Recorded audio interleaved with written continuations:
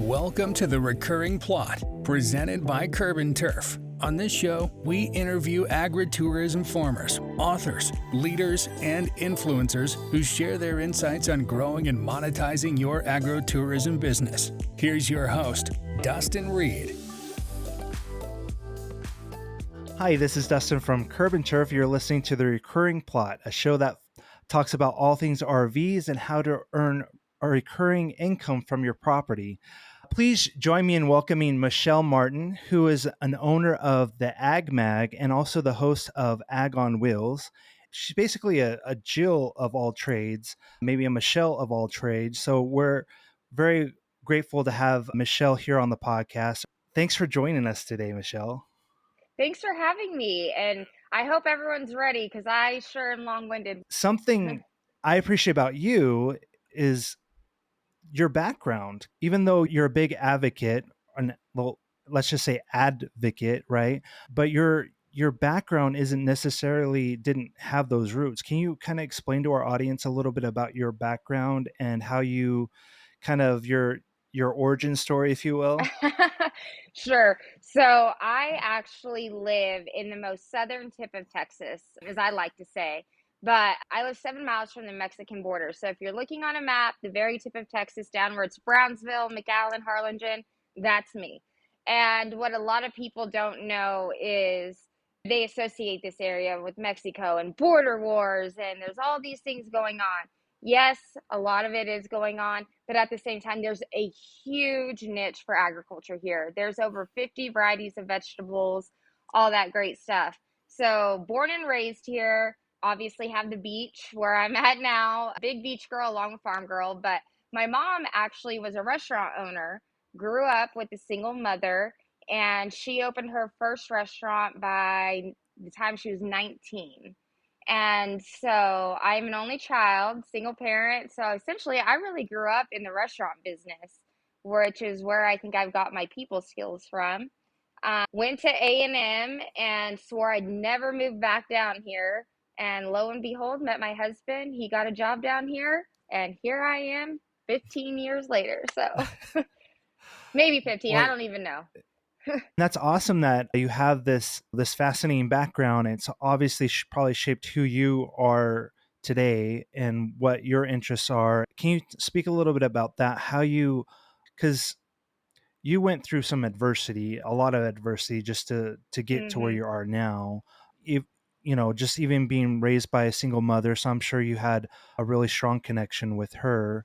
Can it explain about how you even came about? I guess the first thing that you started was the Ag magazine, but can you talk about your experience before that and how you got to that point? Yeah, absolutely. So really it started, like I said, grew up in the restaurant business, and after graduating high school, I got accepted into A&M, and I originally had gone to college to become a marine biologist. And whenever I got my first D in biology and kind of realized how much money marine biologists make, I said, okay, maybe I have to, not out of choice, but maybe it's be a smarter decision to change my major. So I actually changed my major 5 times. I still graduated college and really had no clue what I wanted to do. But as most people, you change, you evolve, so does your passion. But I was up at A&M, and this is a really funny story. So like I said, growing up in the restaurant business, I was constantly at work with my mom as a single parent. So I learned how to work and work ethic at a very young age. And my mom was a perfect role model of that. And she has since passed away, but she was a great, like I said, model to reflect upon. Anyways, was at A&M my first year. My mom's rule to me was, you are not allowed to get a job. Your job is school. Well, that doesn't sit well with me. So behind her back, I went and got a job waiting tables. And she found out about it and drove up to A&M, which at the time was about a 7-hour drive from my hometown, and came and walked into the restaurant. I was working at the Outback, and made my boss fire me right then and there on the spot while I was at work, and took away my car keys and told me my job was school. The next day, I literally took the bus, public transportation, the college buses, to a different restaurant and got a job again right behind her back. And which actually it plays out because I kept it a secret for a good half a year. Then progressed on to my sophomore year at A&M, and I get a call from my mom, and she says, Michelle, I've lost my business after 27 years. It's really, you have two choices. You can either come home and live here, find a job, finish out school here, or you can stay up there. But if you stay up there, you're going to be paying for your school, your rent. You have to take care of it all. So at that point in my life was a huge pivotal moment for me and a big decision. And I decided to stay. And I said, well, I'm so glad I've had this job behind your back for so long because now I have an income to support my rent. As far as paying for my school, I'm going to have to take out loans, but it is what it is. And so I paid my way through A&M, and it was a really dark time for me. A lot of times, college, and it was the time of your life, and you're exploring and all these things. For me, it was strictly making ends meet and then trying to maintain a social life. So the education aspect of it, I'll be honest with you. I mean, I'm not going to sugarcoat it. I didn't learn anything in college, really, except for how to survive. And for me, that might have been the greatest lesson that I had ever received, more than anything a book could have ever taught me. Aside from the fact that I'm highly ADHD, I'm not good with books, which is ironic. I own a magazine, right? But it just all plays together. But long story short, it was a really difficult time. Graduated and went and worked at a news station back at home and hated it. I would go in at 2 o'clock in the afternoon and I wouldn't get done till midnight, 1 o'clock at night. And it just, at 23, 24 years old, I had absolutely no social life. I was only getting paid minimum wage, and I was an assistant producer or running the teleprompter. So after a short stint there, I went and I actually sold mobile homes. Crazy. Never sold one. And that lasted about a month. I worked 13-hour days, 6 days a week, and only got paid $100 a week because it was solely commission based. So, of course, I couldn't survive off that. Then I went and I worked for a produce company called Rio Queen. There, I was in charge of their marketing. So, website, catalogs, they sold a lot of citrus. Well, I was there for a year and they let us know that the company was selling out to what is now Wonderful Citrus. So, if you ever see Fiji water or Fuji water, however you want to say it, your Wonderful pistachios, your halos, the little oranges.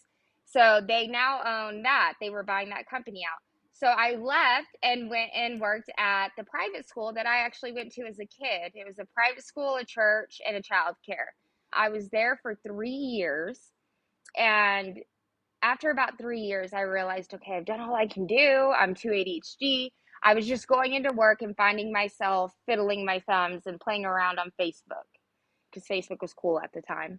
And so I was lacking that urge of feeling a purpose, and it started to affect me as a person, my relationship with my now husband, and there was all these integrated factors that I just wasn't comfortable with. And so I remember looking up at the ceiling and saying, God, get me out of here. Like, how long do I have to stay here? And I'm not kidding you, within like 10 minutes, the idea came to me, why don't you start a farming magazine? And so I called my now husband and I said, babe, do they have a farming magazine here in the Valley? And he said, they used to, but they don't anymore. And my husband's involved in agriculture. And he said, they don't anymore. And I said, great, they do today. And so I walked in there and put in my 2 weeks notice. And I made a fake magazine, like what we call a mock magazine. Mm-hmm. And I had a friend who was a graphic designer who I had worked with at a previous job. I let him know my idea and I said, you want to jump on board? He said, let's do it. He said, it'll be a great source of extra income. So here I am. I've never put together a magazine. I didn't learn anything about it in college. I said, I'm just going to wing it. And I did. And so I had my husband drive me around to local agricultural businesses and said, hey guys, do y'all want to advertise? This is what I'm going to do. And I think we went to about 50 locations. And out of that 50, 4 said yes. So my first magazine was 24 pages. And by the second, with 4 advertisers, might I mention. And then by the second magazine, I was up to 52 pages. And it just kind of progressed. And so by the first year, I think I was up to 40 or 50 advertisers, maybe 60. I don't know. I've lost count. But 11 years later, here I am. And if you want, I'm sure we'll talk about it here in a little bit on how I started the show. But everything really originated with God giving me that idea out of my frustration one day and just taking that leap of faith. And I've now had the magazine for 10 solid years. That's persistence. I mean, Yes. that's a lot of faith building too. I mean, I'm sure there's a lot of times you're probably doubting yourself. Even Oh my I, gosh, yes. I was reading where you had what, $200 in the bank. Yeah, when I quit As my job, I had $200, and my husband, I mean, we were still young, like trying to get our life together. We weren't even married yet. And I remember him being so mad at me. He was like, Michelle, like, what are you doing? Like, you're not a stay-at-home mom. I can't afford for you to be. You're not, obviously, we didn't have a child yet. He's like, but you have to work. Like, I can't sustain our lifestyle with you not working. And I said, I promise you, it's going to work. It's going to work. And it did. It really did. But there were a lot of trials in there. I'd say that because I didn't grow up in agriculture, here's someone coming in with a farming magazine trying to sell ads and trying to write these stories about agriculture when I knew nothing about it. But that was the fun part, is I got to learn. And now I think I know more than I'd like to know. right. So Yes. but You got to yes. peek behind the curtain. So, I mean, Yeah. now you're probably the Wizard of Oz now. No, No. I don't know. The trials, what really, and I don't know if you want me to jump into it now, but yes, there were a lot of trials and tears and everything with the magazine, because it's not as easy as people think, because it's just me and my graphic designer. So Mhm. I'm in charge of finding the stories. I'm in charge of finding all the advertisers. I'm running all the finances, invoicing. I'm the one that's filling out this, what we call a dummy board, on what's going where on what page. And then my graphic designer kind of ties it together. And then I've got to edit it. And then I do go out and deliver it. So it's really like a two-man band, aside from people who write for me, which has been a saving grace, because there's a lot of times where I just don't want to write, or I might not know enough about the topic to write about it. And so I'm forever grateful to the people who have supported and advertised, and to the writers who take time to write articles. But the real challenges, I think, are more so with like the social media and the show aspect. But starting the magazine was definitely a life changer for me. I assume so, because it encompassed pretty much everything that you're doing at that point. Because I mean, how how did you find balance in everything with the magazine? You say that, and that's where I think we can kind of play into how the show and social media, it for me was a little more difficult, because the magazine had seemed to take off so quickly. I had started off with 24 pages, and I think by the second one, it was somewhere in the ballpark, somewhere in the 50s. I believe it's 52 pages. So basically, it had progressed so quickly, and I had found that niche, that I had that mentality in my head, like, oh, okay, everything I do now is going to take off quickly because I found that niche. There's nothing like this. And the magazine actually did make money right off the bat. I mean, granted, not a lot, but it was more so an internal battle that I was facing with myself, because I was so used to going from that 8 to 5, or sometimes working 13, 14 hours a day. And then here I am in control of my own hours, which I love. I love that freedom. But for me, I almost felt guilty if I only had to work 4 or 5 hours a day. And later on down the road, come to find out, that actually was one of the biggest blessings, because around my third edition, I remember sitting there talking to my husband, and we were married by this point, by the third edition, and we were talking about having a kid. And I'm like, I just don't think that I can have a child right now. I'm just starting this thing. And so we made this agreement by, I think it was the fourth or fifth edition. Okay, we're going to start trying for a child. I held my end of the deal, and lo and behold, I got pregnant. And this is where my life kind of turned around too, is when my mom had lost her business when I was a sophomore in college, she began to become an alcoholic, because the restaurant essentially was her child. I mean, I think I was like number two. But I mean, that, and anyone who's listening, you're involved in the food industry and you're a restaurant owner, that it is like having a child on steroids because you have all your employees, everything. And so she became an alcoholic, and it wasn't a minor problem. She was a full blown alcoholic. And so here I am trying to deal with that. And I was grateful I had the time to help her as much as I could. But then I'm also pregnant. And my mom actually passed away when I was 16 weeks pregnant with my son. And being an only child with a single parent, all the responsibility fell on me. And I remember sitting there the last day in the hospital, and it was I don't even have words to describe it. When you have to make the decision to pull a plug on your loved one, it's it's a very difficult decision, especially being pregnant. And if there's any girls listening that have been pregnant, what I mean, because hormones they're not our friend. And so you can only imagine that. So I'm sitting here planning this funeral, pulling the plug on my mom, then I'm planning the funeral, still trying to run my magazine, and I'm pregnant. And about a couple days after my mom's funeral, I go to the doctor to check on my son, annual checkup, and they tell me there's an issue with your umbilical cord. Your son might have either some sort of underdevelopment of kidneys, or I don't even remember what it was, but there's an issue here, and we need you to come in every 2 weeks to get a sonogram to make sure that he's growing properly. There's a high probability he's going to be born with issues and be premature. So I haven't even processed the death of my mom. Now this unborn child, as a first-time mother, is going to have all these issues, and I'm trying to run this business.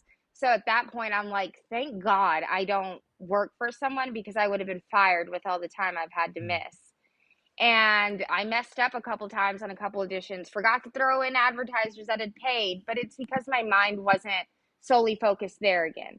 And so let's fast forward. My son is born. Everything is fine. There was absolutely nothing wrong until about day 10. Day 10, my child starts crying and crying. And you're thinking to yourself, as a newborn, they sleep 16 to 18 hours within a 24-hour period. My child was sleeping 6 to 8. And so I'm like, and he was constantly crying. And I'm like, oh my God, this is what having a kid is about. I don't want to ever do this again. My husband said, we need to go to the doctor. There's obviously something wrong. So we go, and they run a urine analysis on him, and they call us, and they're like, oh my gosh, there's all this bacteria in his urine. You need to get to the hospital now. And so we get there, and we're there for about 5 days. They inject him with all these antibiotics. Well, then from that point forward, my child was getting sick every 5 days for the first 2 years of his life, constantly sick. And they're like, hey, there's a high probability, because his white blood count is elevated, he might have leukemia. We need to run some additional tests. So you can only imagine how much of a mess I'm at. And I told my husband, I said, it's either I'm going to have to quit my magazine and solely focus on this child and my family, or I'm going to have to keep going, but I'm going to have to hire help. I was in no financial position to hire anyone. And I remember looking up at the ceiling again and being like, God, thank you for giving me this magazine. I'm glad I work for myself and have my own freedom. But what am I can't do this. Sure enough, I got the strength and I pushed through. He did not have leukemia, turns out, thank God. And that's just a different story in itself, what was essentially wrong. He's perfectly healthy now, great. But right after he turned 2.5, I remember thinking to myself, okay, well, if the magazine survived that, and it's kind of running itself with just a little grooming here and there, I said, let's expand it and let's put a visual with the magazine. So let's make these videos where we're highlighting the farmers we're covering or ranchers that we're covering in the magazine, and give those people who don't like to read, like me, a visual. So that's kind of where the show came into play. And oh gosh. Oh, I put my family in $60,000 worth of debt starting the show. So my story just keeps on going. Right. So it sounds like when, and I'm glad that things turned out the way they did. Obviously, God has a plan, it seems like, and Yeah. he definitely, you're listening, and and you saw it through. Sometimes. Had well, you saw it through. I mean, that's the biggest Yeah. thing, is that you had enough faith to see through the adversity, see the blessing, even look at the blessing of having the Mhm. business, right? And having the flexibility that you had at that time. Because it sounds like anyone else, I mean, I would assume, would kind of just fold their hand and kind of give up. Yeah. I know I mean, I would I would come close. I mean, I'm sure you have come close or whatever, but the thing is Yeah. that you stuck with it, and it was able to make money, and you were able to free your time, and that only speaks to the work that you had to put into it, right? Mhm. And not only that, after the storm, you're creating something else, and that in itself is gonna probably, I mean, you're going to $60,000 into debt. I mean, Yeah. that's, I mean, if so, but talk about that, because I mean, because it Yeah. sounds like you worked, if you worked as a producer, right, or you're assistant producer, you're working in, you're already A news familiar kind of with station. that. Yeah. Right. You had this vision of what you wanted. So I mean, how were you able to, I mean, weigh out the pros and cons of that in your You head? know, I didn't. I wing it. And when I say I'm ADHD, I really am. I'm chronically the doctor even said I don't even know how you function on a daily basis. Let's just put it that way. But I'm always looking to grow and to improve myself. And I never was the person that wanted to be a self-betterment, whatever.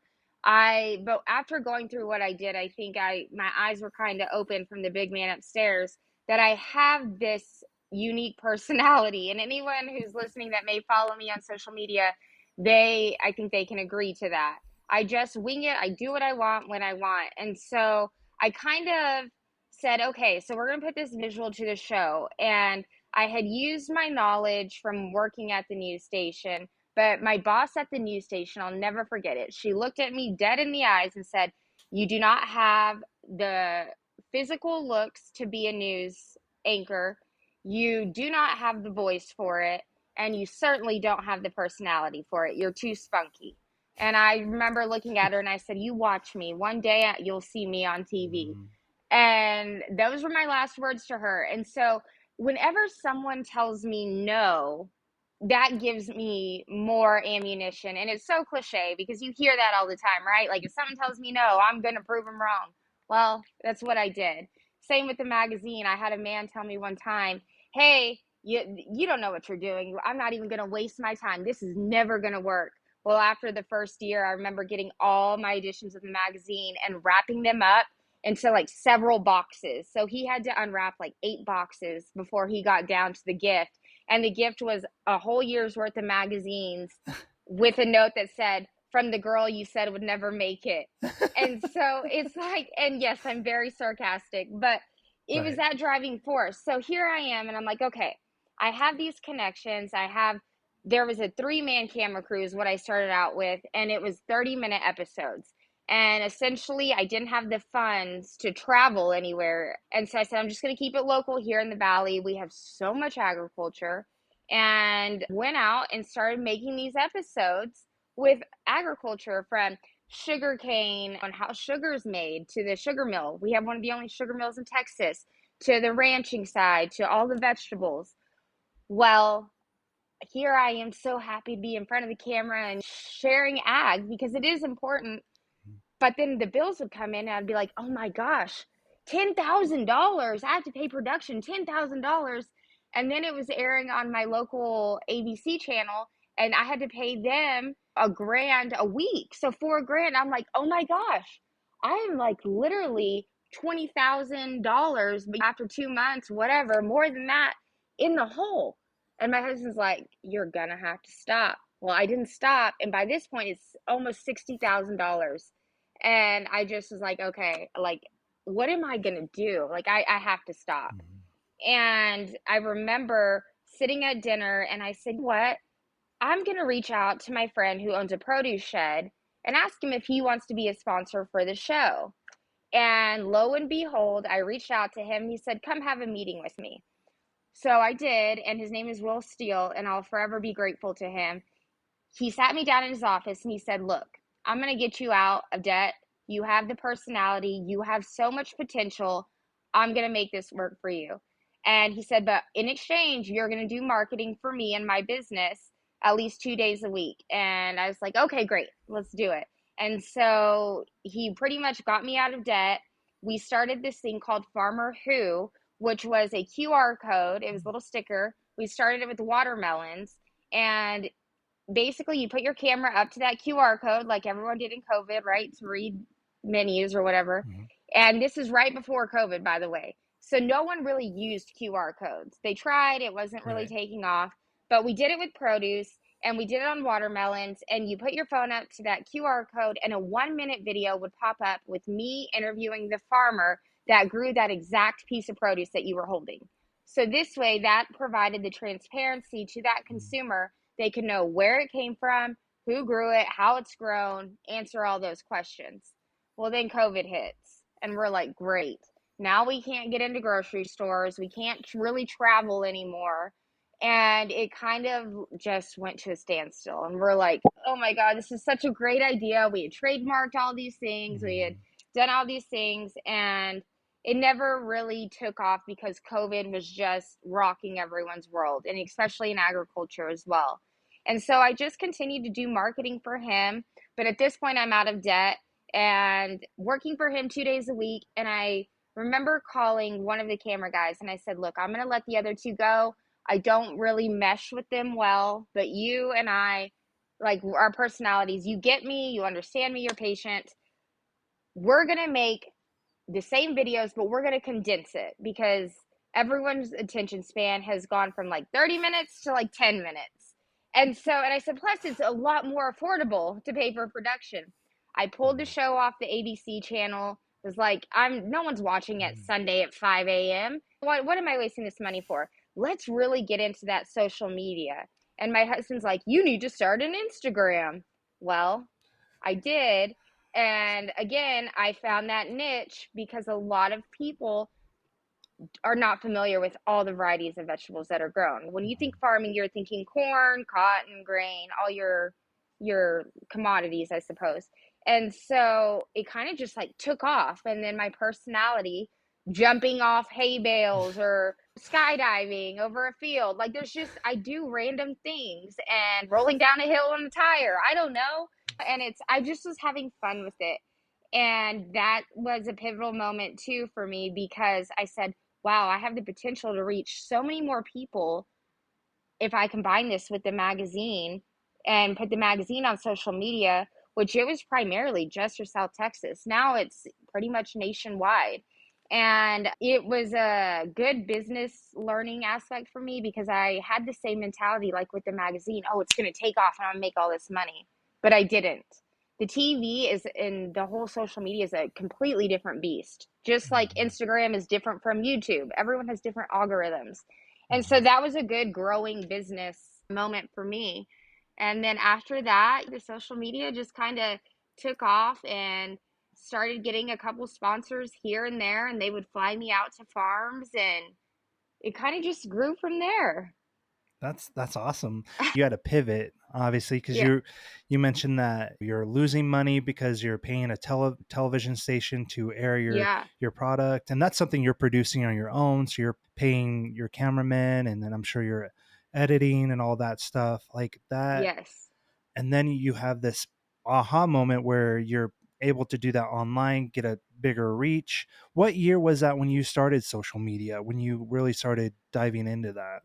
Let's see, we're in 2023. It probably been like around 2019 is really when I initially had like started the Instagram and YouTube part of it. You grew quite a bit. I mean, do you think COVID helped with that? Because a lot of people staying home, or Yeah, it was right before COVID. I don't, back in the day, right before COVID, Reels and TikToks, it wasn't that big. And so, in order to gain your followers, it was more about networking Mm, and connecting with the people that followed you or connecting with other accounts who were similar in the same, I guess, just similar and do kind of what you do or what I cover, farming. mhm, And so for me, it was more of a relationship building at that point. So It wasn't like someone could see one video go viral and then you gain 100,000 followers. You really had to work for it. Mm. And I wasn't a type of person that's like, oh, I'm going to buy bots, or I don't do that. I Right. wanted to be genuine and know that my hard work was going to pay off, and I wanted to do it the right way. And so I would literally drive out to farms every single day just for Instagram, just to get content to stay consistent. And then here you go with COVID, and then all of a sudden TikTok, Reels, all these things come out. I hate editing, and I think anyone really hates editing. And my camera guy, I call him my producer, camera wizard, whatever, he'd probably agree to that.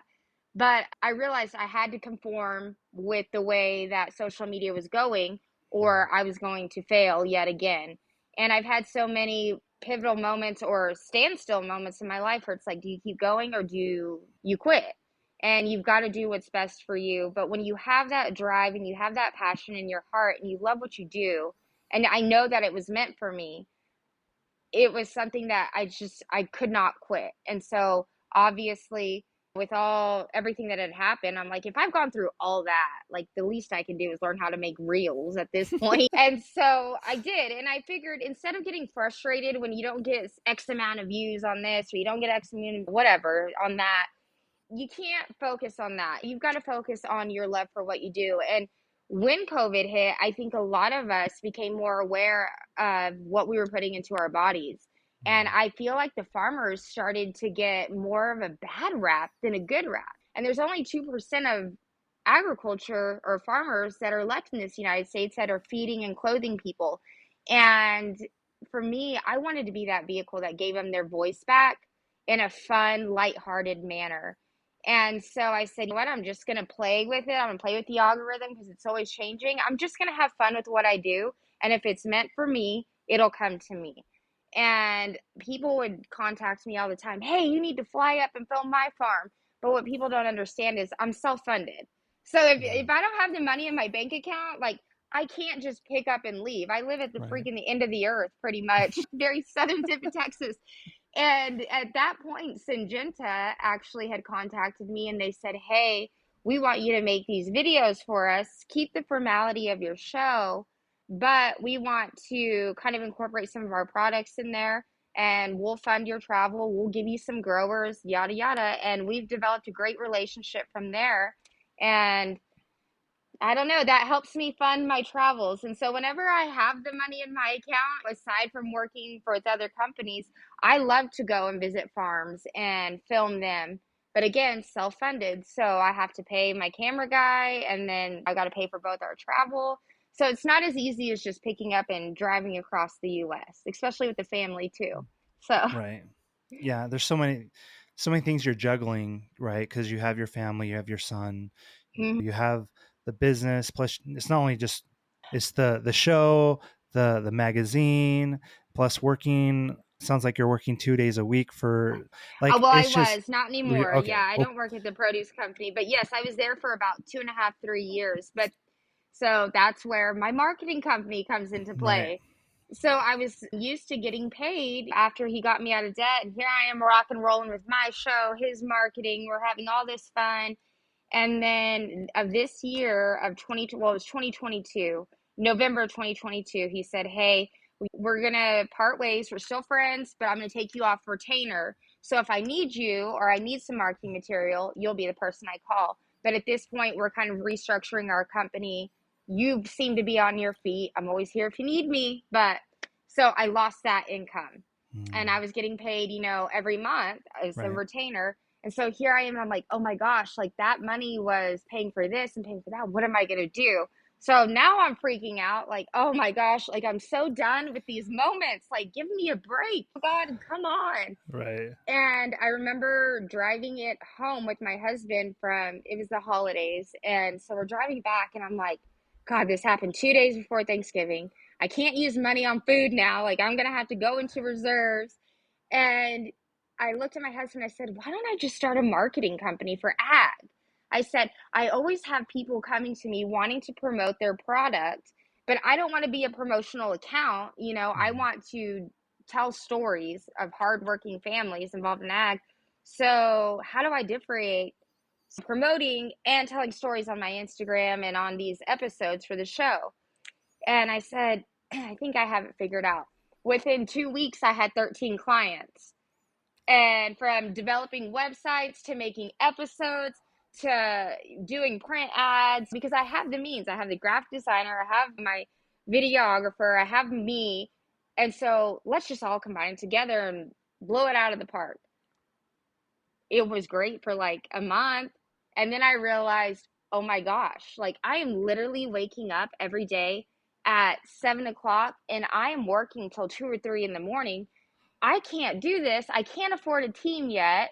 Maybe I could. I'm just really bad at finances. I don't know. What am I going to do? Like, oh my gosh. Like, I didn't expect for that to take off so Mhm. quickly. And so at that point in time, again, I had to kind of restructure, cap how many people I was going to be marketing for until I'm at a point where I can hire someone and pay them a full salary, which still has yet to happen. Maybe I should stop shopping on Amazon. I don't know. I don't know. Well, I wouldn't stop shopping on it. Well, it's funny because like you seem to, it's like part of your, what I'm noticing from your story is that you go full steam and you kind of back off a little bit. It's because Yeah, it's a learning curve, right? It's because yeah, you're like, okay, I'm gung ho, I'm going to go at it.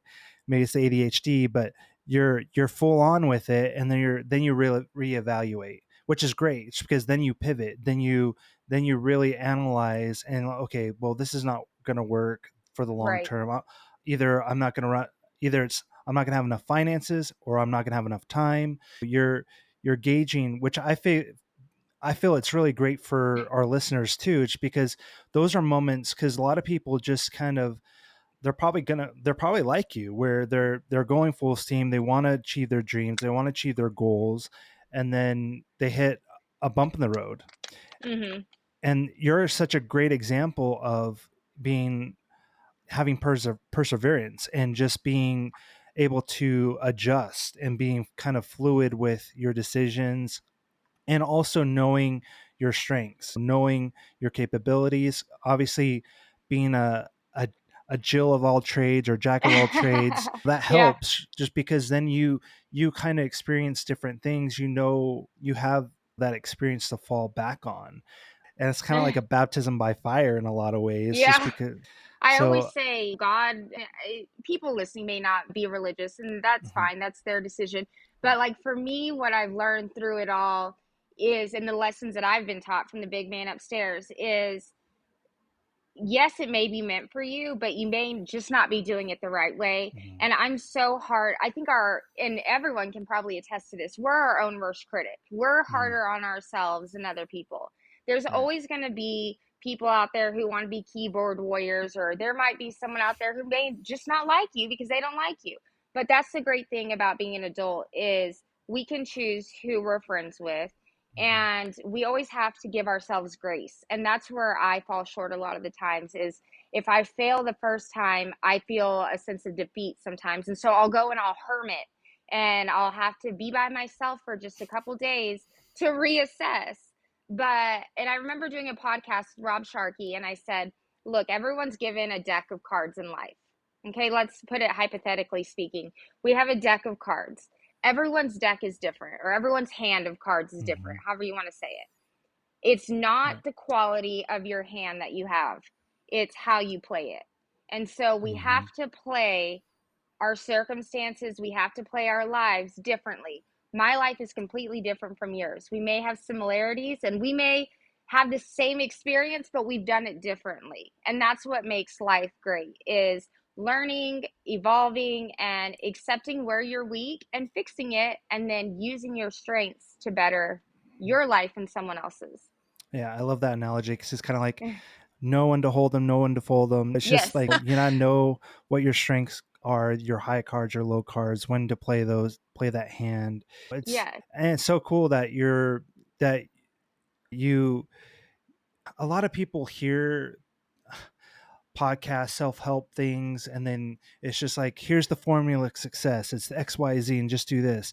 A lot of Yeah. people don't realize it's the stuff that you don't like to do where you're going to have to that's where you're going to find success, right? It's those Yeah. things that where it's the late nights or it's those things where or even other things outside of those like with your mother, with your son, things going with through your son. I'm sure there's a lot of dark moments in your life Oh where gosh, yes. you're able to see some light, see the blessings, see those ways to where you can make it successful, and just kind of have that outlook. And Yeah. I love that your stories, because a lot of ways you and I are very similar in our outlook. And I sometimes think I have ADHD as well, and that's one of the reasons.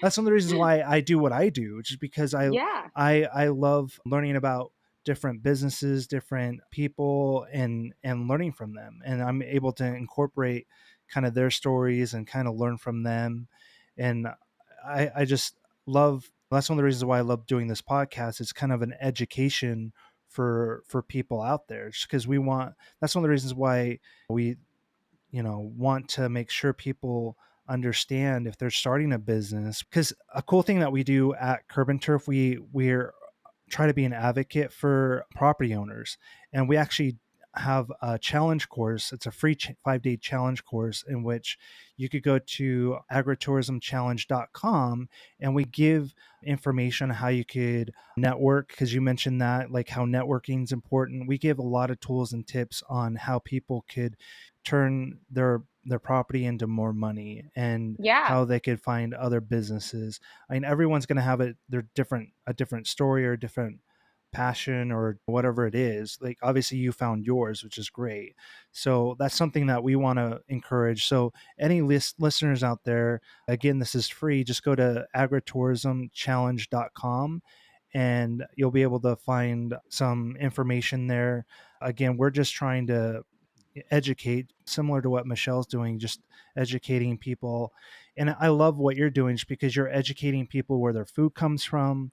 I mean, I look at your show, and a lot of that's showing the process and how it's being produced, and because a lot of Mhm. people just don't understand what that looks like, because they don't, and there's so many factors that go into it, just like any produce coming to your table. Like, there's Right. supply chains, and there's just things that you don't even think about. Fertilizer's a huge thing. Like, there's just all these things that I'll call it normal people just don't know about, right? Because, and that's Yeah, one that I they love that what you're doing. Why do you think that's important to be an advocate, and why do you educate so much? I just, I like I said, I didn't grow up in agriculture. My grandparents, they had farmland, but they would always lease it out. But marrying into with my husband, he sells fertilizer for a company called Helena, and then he farms on the side. He also has cattle on the side.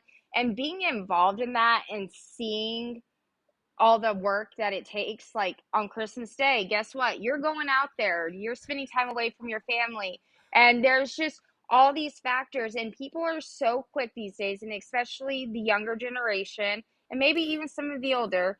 You type something into Google, and just because it's on Google or it's on a reel in social media, they believe it, and then they share it, and then it shares here, and it spreads like wildfire, and it's all misinformation. And the biggest form of marketing, and anyone I think can agree to this, is the word of mouth. You can spend thousands of dollars on videos, on print ads, but when it comes down to it, it's people talking.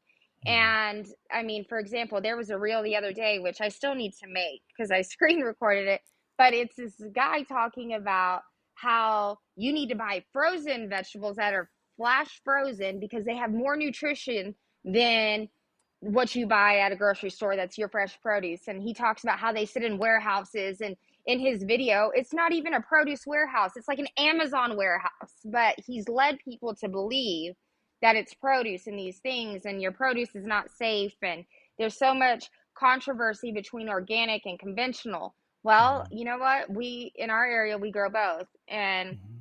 I've seen both. And so I want to be that vehicle that gives people the correct information and Mhm. then let them make that decision for themselves. But Right. I'm going to go straight to the source, and you're going to hear it directly from that source. You're not going to hear it from someone who thinks they know it all on a reel. I'm going directly to that person. And so for me, it's just so important to give the farmers and the ranchers and even the people at the FSA office or just agriculture their voice back, because they do work. And if you think about it, there's only, I guess, let's just round up a little bit. I think it's 1.7, but maybe 2% of the world provides clothes and food for everyone.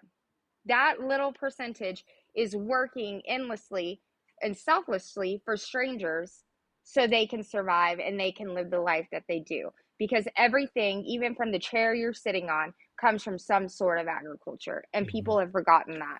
And that's the part that really drives me, because I want people to know without agriculture, we're going to be, you, I want to say a bad word, beep, up a creek. You know what Right. I mean? Right. We're not going to be in a good position. And so I just think that getting the right information out there is going to do a world of difference. And there's just one of me, but if I can change two people's mind, then guess what? I've changed 2,000 people's mind, because those Hmm. two people are going to go share that Right. information, and It's it's that just going to ripple come full effect. circle. Right. Yep. Mhm. Yeah, I agree because so much, there is a lot of misinformation, or call it fake news, or whatever you want to do. Like Yeah. there is a lot of that, and it's important that people, where they're getting their information from, and like, are those Yeah. sources credible? And like, that's one of the great things about your show or your magazine, is just providing another source of information, right? So then that way Yeah. people could actually they could keep up being educated and understanding the factors and what's out there, organic versus conventional, or Yeah. because GMO gets a bad rap, but there's good things and bad things, right? For anything, even organic. Yeah. And so, like, it's just how it is. But everyone, that's why it's important to educate yourself, so then that way you can make a decision based on your own, like, understanding, right? um Exactly. And with the real information, not false mhm, information. And right. then from there, you can make that decision. And that's just what I think is just so important, is getting the truth out there, because with mainstream media and everything going on in the world, it's very difficult. People don't know what to believe. And Right. so if you're going out there, and that's why with my personality too, is I'm a very real person. There is no gray area with me. It's black or white. And I mean, and so for me, I think the more real we are, the more relatable we are, Hmm. and the more people are going to trust us, because Hmm. they know that what we're saying, or how we're presenting it, 99.9% of the time, it's probably real. Right. And so I don't know. I have my own way of doing things, I guess. But for No, me, what I do is I love it. So that's great. most of the And time. that kind of sparks the question for me, is because how many, I'm not sure if the percentage, or how many of your followers are actually farmers versus people that are just maybe following you because they're getting educated I would on. say about 60% is agriculture based, and about 40% has no upbringing in it at all, or maybe no idea. And so for me, 60/40 is actually pretty decent. And again, too, that's a great question, because there are a lot of my followers who are farmers or ranchers or involved in any form of agriculture. A lot of them are from up north, and everywhere is north for me since I'm so far south. But a lot of times I find that farmers, or I don't even want to say farmers, I want to say everyone in agriculture tends to compete with one another, like, oh, well, they do it this way, but my way is better. And that to me needs to stop. Yes, it's great to be competitive because it helps us drive and want to be better and do better. But at the same time, when there's such a small percentage of us in this world, I Mhm. feel like we should be working together and not against each other or competing against each other. And just because one way works for one person doesn't mean that it doesn't work for the other. Everyone's environmental factors, everyone's lifestyle, the way they were raised, everyone is different. And that's what makes this world so unique. But at that same time, I think that the people who don't follow, or who are not involved in agriculture that follow, excuse me, they're learning, and then they want to try to do it sometimes. And I think that's great. It's very hard to get into farming. The government and everyone is making it very difficult these days, and with prices rising. But if they can learn just a little bit from me to even get them started, or they can learn from Farmer John all the way up in whatever, Nebraska, let's just say, then at that point, I think that people who are not involved can take little practices from every person and make it their own. Right. And even farmers from up north are learning about vegetables that they knew nothing of. And so if I can provide just that little bit of insight, we're rocking and rolling. Yeah. I think it's important just because I come from like a fourth generation of farming, and it used to be where like the one thing I do love I love about farming or agriculture is that your neighbors, and your neighbors could be like literally like a mile down the road and them. And I live in the right now I live in a suburban area. I don't know my neighbors. I don't like it's just a huge difference as well. It's Mm-hmm. just because there is that friendly aspect of things, but there's also when I was growing up on the farm, it's kind of like it is competition in a way, just because and they kind of kept their secret. And now I love what you're saying, just because you kind of have to share those. Everyone needs to be successful, especially when those numbers are diminishing, where our food sources are getting smaller and smaller, just because some Mm-hmm. people are getting bought out, or they just can't maintain it just because there's no interest from their kids, or and so then there has to be that education, just because if there could be people like you that may not have that history of growing up in ag, but then all of a sudden they're pulled into it. I've interviewed several people where similar stories as you, they didn't they just kind of either they married someone or they had this desire to be in have that lifestyle, or Yeah. it's just so interesting how people kind of get tugged towards that. And because even I want property, I want to have like a farm, like that's my ideal Yeah. lifestyle if I could choose that. But at the same time, I just also know how stressful it could be too. But it's so rewarding at the same time. I'm not trying to deter anyone from doing that. It's just it's a lot of hard work. And Work. that's And I think people don't realize how much of hard work it is. I know, and I'm that's one of the things I'm kind of scared about the generation coming up. And I'm not saying all of everyone's like this, but we live in a world where everything's instant, everything's kind of information's at our fingertips, literally. Yep. And so we could find information, and then it just seems like there's just that instant kind of gratification. And if people just kind of took a step back, and I think we're getting to a point where kind of we talked about this in our last episode, where there's these pendulum swings where it's kind of Mm-hmm. I think we're kind of going back, and I hope that's the case, where people just kind of take a step back and take a break, because it's Yeah. kind of like you with your business, where you're going full force, and then all of a sudden you're like, okay, wait, let me evaluate this, and then you pivot, and then you become successful. I hope that's what society is doing, and that they learn, Me or too. they they get different forms of information. And I that's why I love hearing you and your story. How do you approach someone that has those that passion?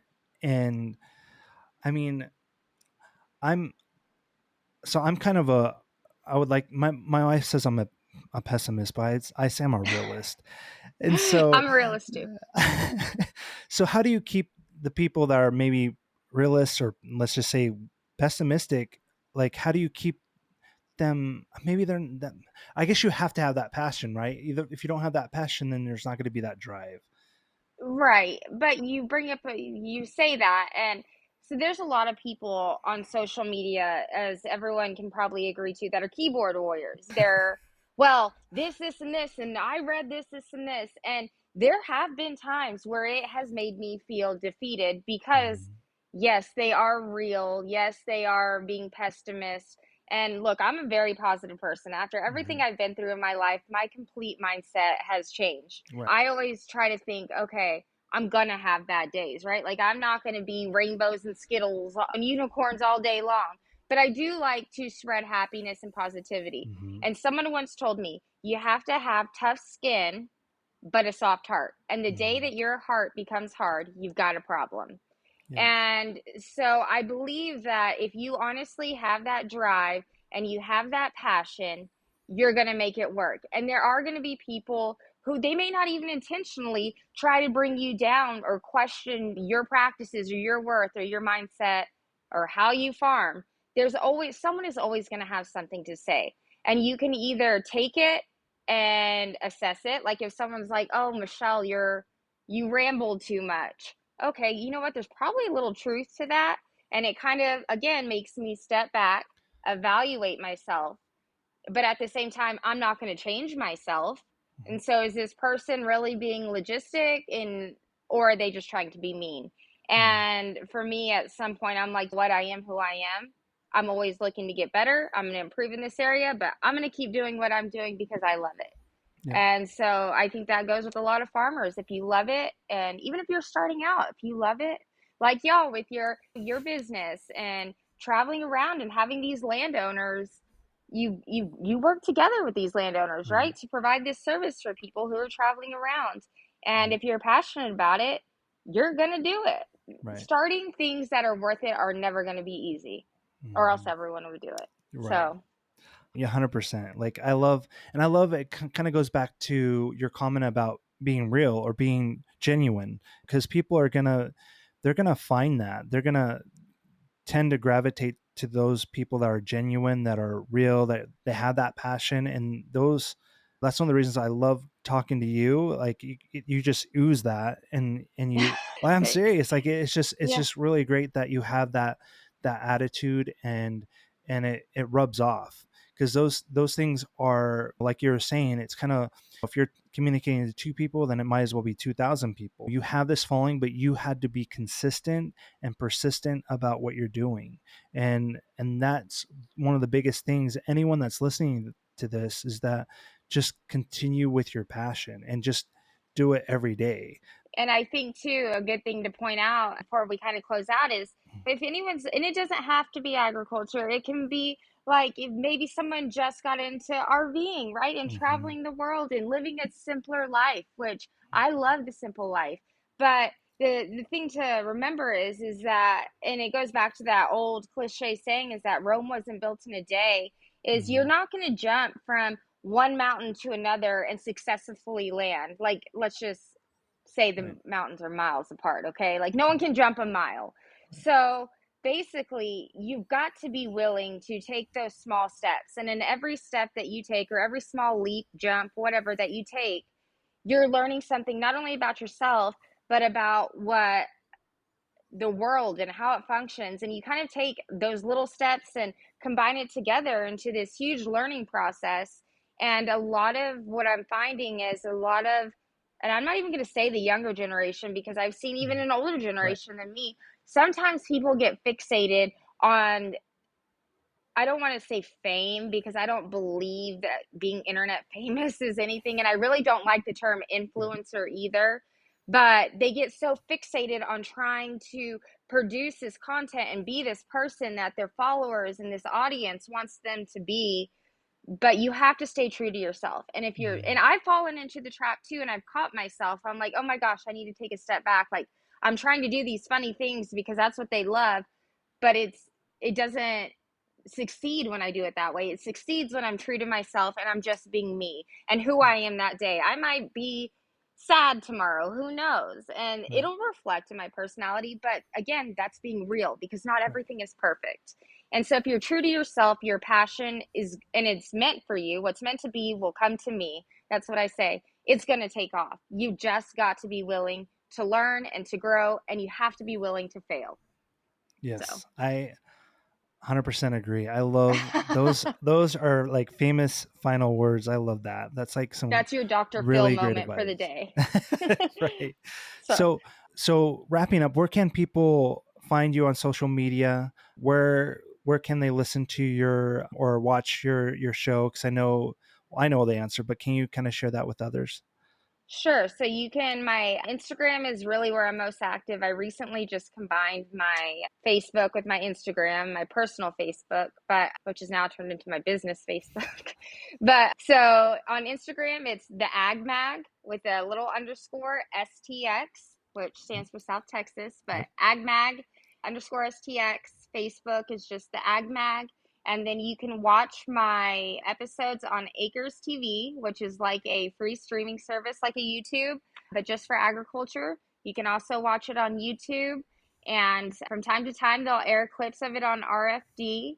And then obviously my website, theagmag.org. Perfect. And before we close out, I just have to say, because nothing would be possible, one, without the good Lord and my husband and child, but also my team, my videographer, Aaron Trevino, who is like the camera wizard. He's awesome. And then my graphic designer, Al Benavides. I would have nothing without them. They are my backbones, all that. And all my followers and advertisers and supporters, I owe you guys a big thank you too. Well, So, perfect. We'll put a link down in the show notes, and then anyone that okay. listening to this, will make sure that we put that on our platforms as well. Michelle, it's been so awesome to talk with you. It's been a pleasure. I Thanks. hope we could do it soon, or do it again. And hopefully, I'm sure you're going to grow even 10x what you have now. I don't know. So, We'll well, see. your mind goes a million miles an hour. So just keep that up and keep that. It's really, we're excited to see you grow, and we want to grow alongside with you. And we're a huge fan, and we appreciate your time today. Thanks. Yes, and anytime I can help y'all with anything, you let me know. I'm here. Sounds good. Perfect. We appreciate it. All right. You Okay. take care. Thanks for listening to The Recurring Plot, presented by Curb and Turf. Curb and Turf works like Airbnb, but we help RVers to find land where they can park when they're traveling. Make more money from your land. Please visit curbandturf.com to list your property.